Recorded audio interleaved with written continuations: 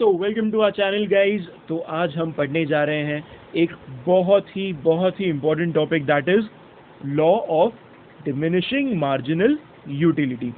तो ये आपके पेपर में गाइज आता है 8 मार्क्स के लिए। सो आप खुद ही सोच सकते हैं कि इसका वेटेज, इसका इम्पोर्टेंस कितना है। So to start with, what is utility? So utility is the want satisfying power of a commodity. मतलब अगर आपका कोई वांट है, उसको अगर कोई भी चीज़ सैटिस्फाई करती है तो हम उस चीज़ को, उसे उसकी यूटिलिटी कहते हैं। फॉर एग्जाम्पल गाइस, आपको बहुत ही भूख लगी है, आप फ़ोन उठाते हैं, डोमिनोज में कॉल करते हैं, पिज़्ज़ा आता है। जब आप उस पिज़्ज़ा का पहला बाइट लेते हैं, that is called the utility of that pizza, because उसने आपकी वांट को सैटिस्फाई किया। So what is law of diminishing marginal utility? अब डिमिनिशिंग मतलब कम होने वाला, डिमिनिश होने वाला, रिड्यूस होने वाला।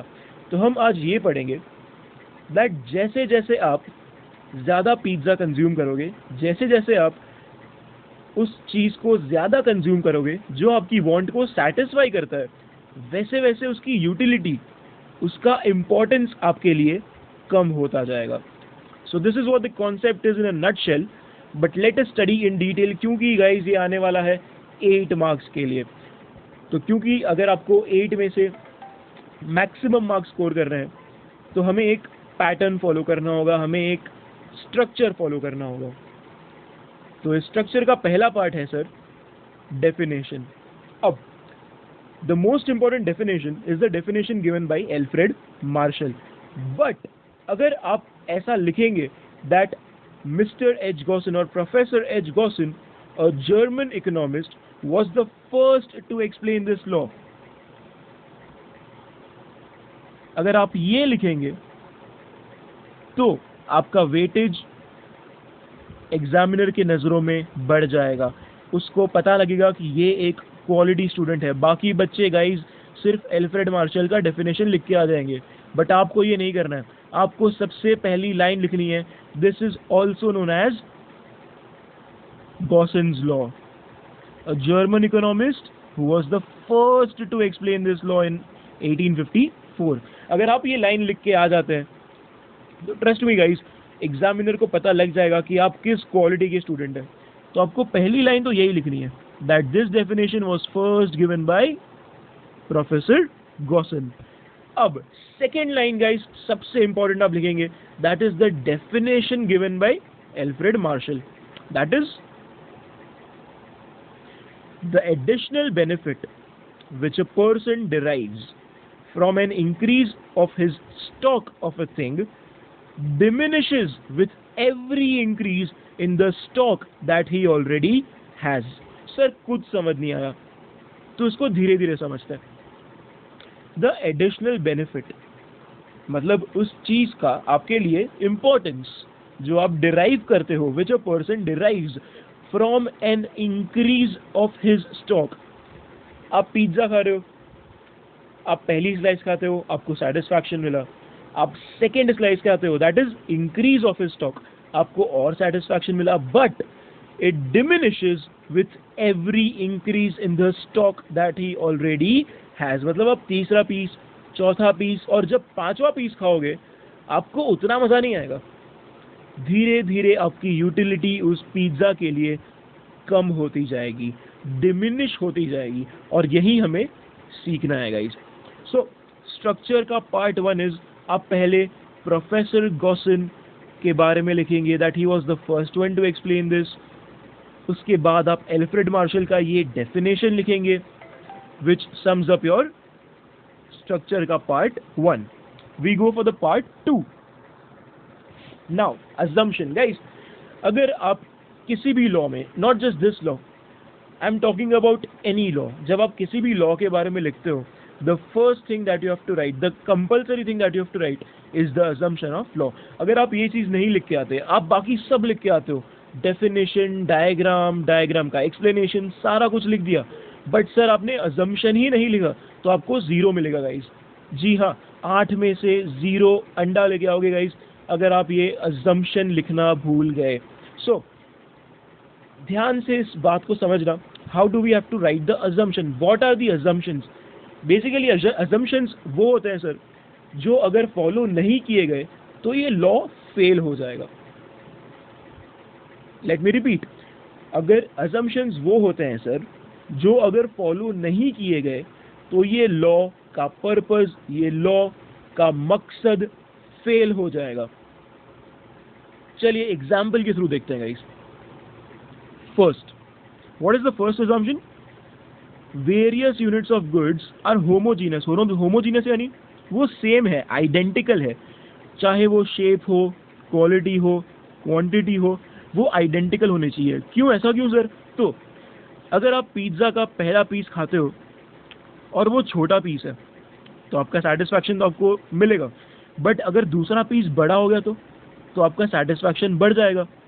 बट ये लॉ तो बोलता है कि आपका सेटिस्फैक्शन कम होना चाहिए। सो दैट्स द रीज़न, अगर आपके पिज्ज़ा के पीसेस सेम नहीं हुए, छोटे बड़े हुए, तो ये लॉ फेल हो जाएगा गाइस। ये लॉ अपना मकसद पूरा नहीं कर पाएगा। That's the reason the units of goods that you are consuming should be identical, homogeneous, whether in shape, size, quality or quantity.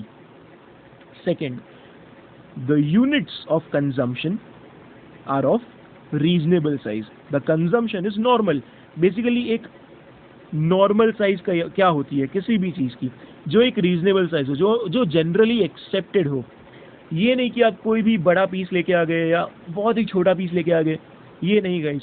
जो रीजनेबल साइज होती है, जो जनरली एक्सेप्टेड साइज होती है, आपके यूनिट्स उस साइज के होने चाहिए, आपका कंजम्पशन उस साइज का होना चाहिए और कंजम्पशन नॉर्मल होना चाहिए, जो जनरली एक्सेप्टेड होता है, रैशनली जो एक्सेप्टेड होता है। Next, there is no time gap between consumption of different units. इसका मतलब क्या हो गया कि आपको कंटिन्यूअस कंजम्पशन करना है। अगर मैं पिज्ज़ा खा रहा हूँ तो मैं एक साथ ही ख़त्म कर रहा हूँ। ये नहीं कि मैंने एक पीस सुबह में खाया फिर एक पीस मैं शाम में खाऊंगा, ये नहीं गाइस। आपको पूरा यूनिट एक साथ कंज्यूम करना है। ऐसा क्यों? क्योंकि अगर मैं सुबह एक पीस खाऊंगा तो मुझे सेटिस्फैक्शन तो मिलेगा, बट जब मैं शाम में दूसरा पीस खाऊंगा तो मेरा सेटिस्फैक्शन बढ़ जाएगा क्योंकि मुझे फिर से भूख लगी होगी। बट अगर मैं एक साथ खाऊं तो मेरी भूख धीरे धीरे कम होती जाएगी, जो इस लॉ का मकसद है, डिमिनिशिंग मार्जिनल यूटिलिटी। अगर मैं कंजम्पशन में बिल्कुल भी टाइम गैप रखता हूं तो ये यूटिलिटी मेरे लिए डिमिनिश नहीं होगी, तो लॉ फेल हो जाएगा। That's the reason there should be no time gap between the consumption of different units. Fourth, consumer is rational and he aims at maximum satisfaction. अब किसी भी नॉर्मल इंसान को देख लो, उसका एम लाइफ में क्या होता है कि उसको अपना सेटिस्फैक्शन हमेशा इंक्रीज करना है, मैक्सिमम लेके जाना है। ये तो नहीं होता कि मुझे कुछ अचीव नहीं करना लाइफ में, आपको हमेशा कुछ बड़ा अचीव करना होता है, कुछ मैक्सिमम अचीव करना होता है। So that is what the thought process of a consumer should be, that he should aim at maximum of satisfaction, he should be rational, normal behave करना चाहिए। Fifth, taste, preferences and fashion remains unchanged. Basically आपका taste, आपका preference, आपकी पसंद वो through out same रहनी चाहिए जब आप कंजम्पशन कर रहे हो, क्योंकि अगर वो कोई भी पॉइंट ऑफ टाइम पे चेंज हो गई, the law will fail itself. Last point, there must not be a change in consumer behaviour during consumption. A change in state of mind affects the validity of law. जो मैं इतने time से कहता रहा हूँ, ये उसी चीज़ को सम अप करता है, उसका समरी देता है कि अगर आपके बिहेवियर में ड्यूरिंग द कंजम्पशन चेंज आता है, that will affect the validity, the purpose of the law. So there should not be any changes in the behavior as well. I hope आपको assumptions सारे समझ आ गए हो। Moving on to the table telling us about total utility and marginal utility. तो जैसे कि मैं कब से आपको पिज्ज़ा का एग्जाम्पल दे रहा था, तो ये पिज्ज़ा मैंने आपके सामने ला के रख दिया है गाइस।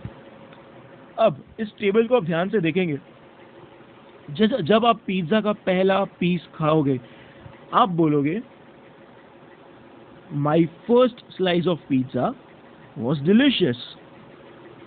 जब आप पहला पीस खाओगे आपको बहुत ही मज़ा आएगा, क्योंकि आपकी क्रेविंग सेटिस्फाई हो रही है, इसलिए आपको मार्जिनल यूटिलिटी मिलेगी। That is let's give it 10 units. आप कोई भी नंबर उसको दे सकते हो, कोई कंपल्शन नहीं है कि 10 ही देना है या 8 ही देना है, आप उसको 5 भी दे सकते हो। So basically the idea is, जब आप पहला पिज्ज़ा का स्लाइस खाते हो आपको 10 पॉइंट्स जितना सेटिस्फैक्शन मिलता है।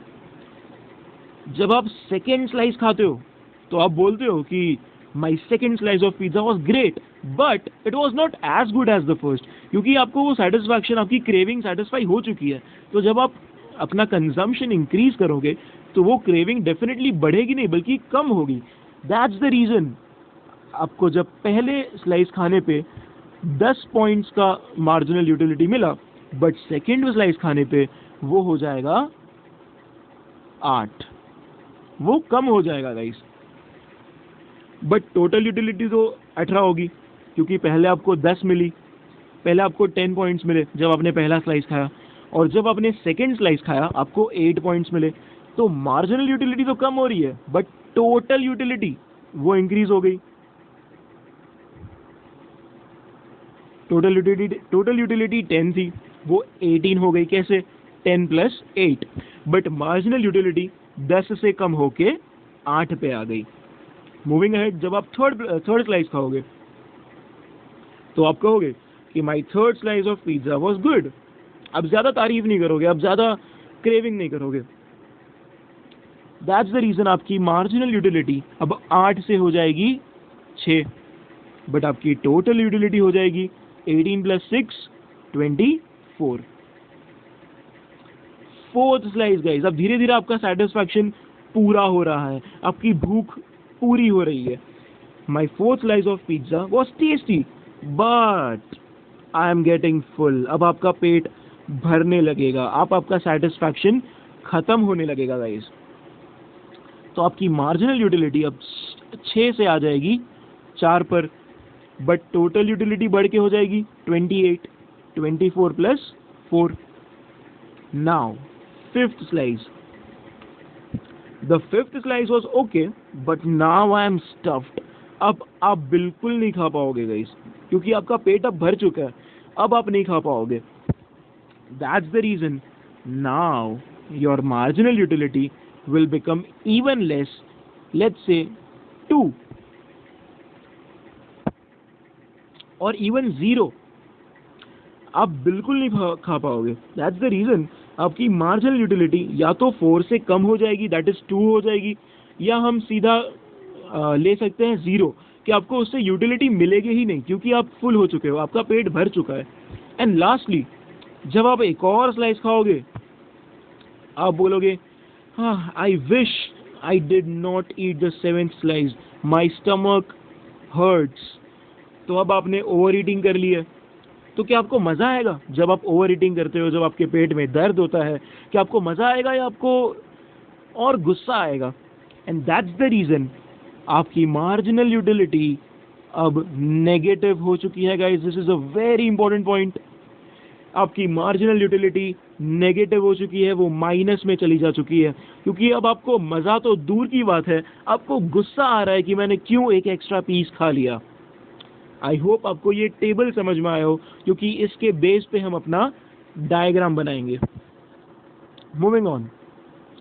ऑल राइट, सो जैसे कि हमने वो टेबल बनाया था, हम उसी के बेस पे अपना डायग्राम बनाएंगे, where the x axis will represent the slice, the number of slice, and the y-axis will represent marginal utility. Basically x-axis आपका units consumed है और marginal utility आपकी utility है। So जैसे कि हमने टेबल बनाया था, पहले स्लाइस पे आपको 10 पॉइंट्स मिले, सेकेंड स्लाइस पे 8 मिले, फिर 6, फिर 4, फिर 2 और फिर नेगेटिव। सो आपने जिस बेस पे टेबल बनाया है उसी बेस पे सर आपको डायग्राम बनाना है। डायग्राम आपके आंसर का एक बहुत बड़ा पार्ट होगा, सो केयरफुली बनाइएगा with giving utmost care to the variables on the x axis and the y axis. तो जैसे कि आप देख रहे हैं, as more units are consumed additional satisfaction false.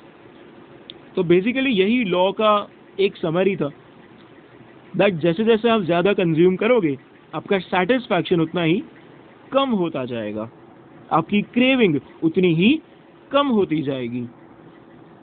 And lastly guys, limitations और exceptions.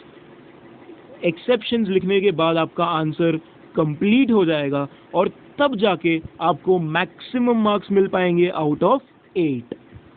So first exception, in case of intoxicants, for example कोई drunkard है जिसे लिकर की लत लग चुकी है, लिकर, ड्रग्स ले लो या सिगरेट स्मोकिंग ले लो, किसी भी चीज़ की लत लगना क्या आपका सेटिस्फैक्शन कम करेगी या और बढ़ा देगी? जब भी आप कोई ड्रंकर्ड को देखते हो, जब वो ज़्यादा से ज़्यादा लिकर कंज्यूम करता है, क्या उसे सेटिस्फैक्शन उसकी कम होती है या उसको उतना ही मज़ा आने लगता है? एग्जैक्टली, उसको उतना ही मज़ा आने लगता है। तो ये लॉ गाइस इंटॉक्सिकेंट्स के कंजम्पशन पर अप्लाई नहीं होता। Liquor, cigarette smoking, the drugs, weed etcetera, ये उस पर अप्लाई नहीं होता guys. Second, rare collection. Rare collection यानी फॉर एग्जाम्पल डायमंड्स या कोई भी प्रेशियस चीज़। अगर आपको मैं एक डायमंड दूं तो आपको सेटिस्फैक्शन तो होगी, पर अगर मैं आपको दूसरा डायमंड भी दे दूं तो क्या आपकी सेटिस्फैक्शन कम होगी या आपको और मज़ा आएगा? और मज़ा आएगा definitely. The possession of second diamond will push up the marginal utility. That's the reason ये लॉ ऐसी चीज़ों पर भी नहीं अप्लाई होता गाइस, कि कोई रेयर कलेक्शन है, कोई प्रेशियस चीज़ है, ऐसी चीज़ों पर भी नहीं अप्लाई होता। And last is application to money. Guys जब हम पैसे की बात करते हैं, मनी की बात करते हैं, क्या आपको सेटिस्फैक्शन आपका बढ़ता है जब आप पैसे कमाते हैं या कम होता है? डेफिनेटली बढ़ता है, कि जब आप ज़्यादा से ज़्यादा पैसे कमाओगे आपका सेटिस्फैक्शन उतना ही बढ़ेगा, आप उतने ही लालची हो जाओगे। So this law does not apply even to money. पैसे पे भी अप्लाई नहीं होता। सो तीन चीज़ों पे अप्लाई नहीं होता, दैट इज प्रेशियस थिंग्स जैसे कि डायमंड, इंटॉक्सिकेंट्स जैसे कि लिकर एंड मनी। सो ये तीन एक्सेप्शंस आपको लिखने होंगे जो आपके आंसर को कंप्लीट करेगा एंड आपको मैक्सिमम मार्क्स दे देगा गाइस 8 में से। So to sum up, to give you a summary, हम शुरुआत करेंगे by giving credit to professor Gossen who first introduced this law. Then we will state the definition of Alfred Marshall. Then we will state the assumptions. Then we will go to the table. Based on that, we will make the diagram. And lastly, we will write the exceptions. In that way, we'll be able to score maximum marks in this question and maximum marks in the economics paper. Guys, ये law of DMU, जैसे कि हम कहते हैं diminishing marginal utility, सिर्फ 12th के लिए नहीं बल्कि CS फाउंडेशन के लिए भी उतना ही इम्पोर्टेंट है। तो आपके फ्रेंड्स में जो CS फाउंडेशन कर रहे हैं या अभी 12th में, डेफिनेटली उनसे ये शेयर कीजिए अगर आपको पसंद आया हो, लाइक कीजिए, कमेंट कीजिए एंड सब्सक्राइब कीजिए to our channel Evolve tutorials and do share it with your friends and hit the bell icon guys. Thank you so much. I hope आपको ये ये लेक्चर आपको पसंद आया हो। Thank you so much guys.